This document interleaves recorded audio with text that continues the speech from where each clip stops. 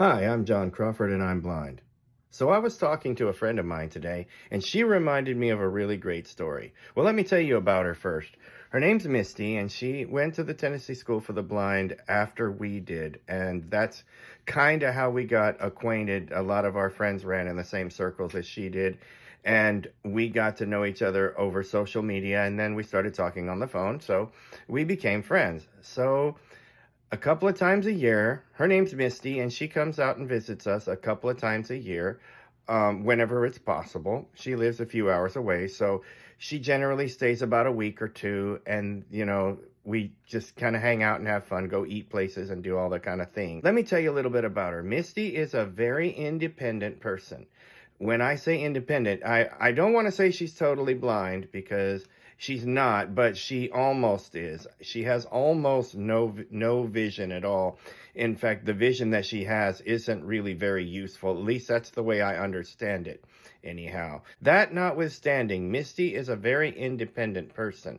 So first, I'm going to tell you a little bit about what happened the first time she came to visit. Being used to being around blind people, when she came to visit and she got out of the car, I expected to take her arm and have her to take my arm, and then I was going to walk around with her and show her around the house.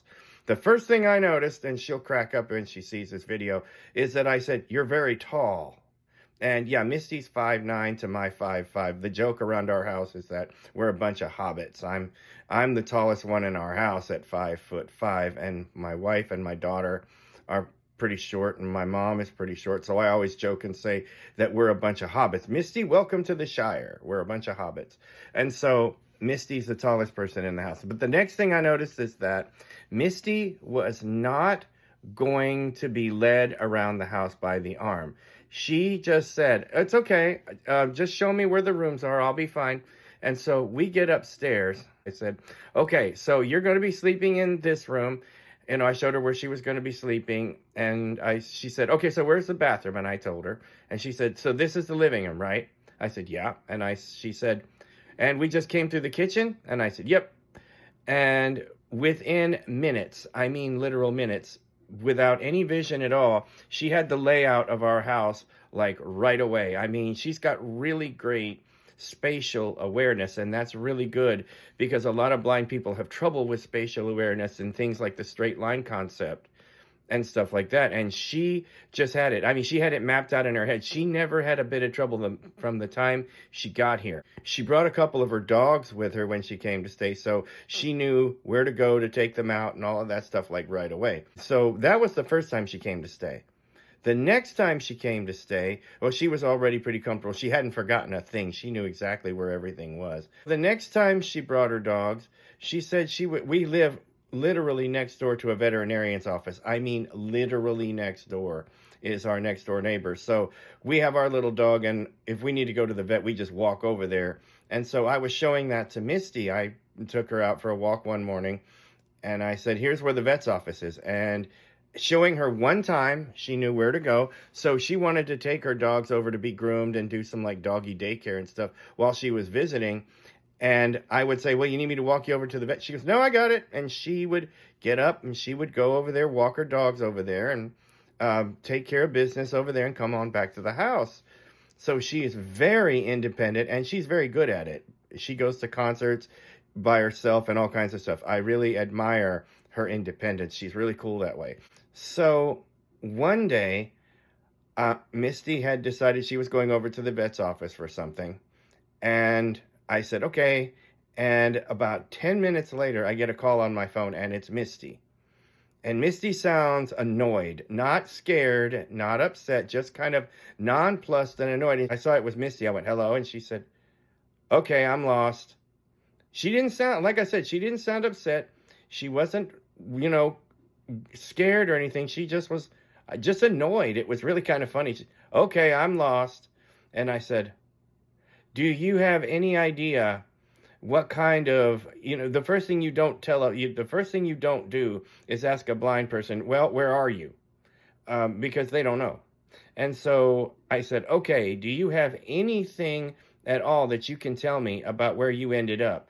A tree or a telephone pole or anything that will give you some idea?" And she said, "No, not really."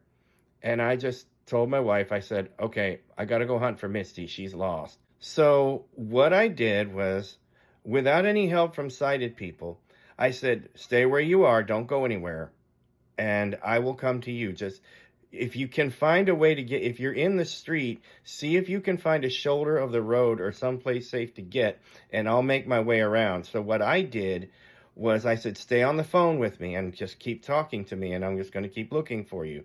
So I started out over towards the vet's office, which is next door to our house, and started making I was going to make an ever widening circle from our house around our block and everything. And within just a couple of minutes, I realized she was actually literally across the street from the house. She had gotten turned around a little bit. There's a store right across the street from the house. It's a Speedway market. And she ended up almost over there. So we were sitting around the house later that evening, and I said, oh man, I was going to go over to Speedway and get a bag of ice. And she said, and she just took it in stride and said, you know, you could have said something. I was just over there. So I was real proud of her on that. But this particular story I told for a reason, because it shows the problem-solving skills that blind people can have when they run into situations like this. She was very independent. She got herself turned around and got a little bit lost from where she was going. She didn't know where she was. She called me, and I just started making kind of an ever dilating circle from my house, and I found her almost over at the Speedway market with her little dog. So everything was fine, and we had a big laugh about it. But yeah, those are kind of some of the problem-solving skills that we implement when we run into situations like that.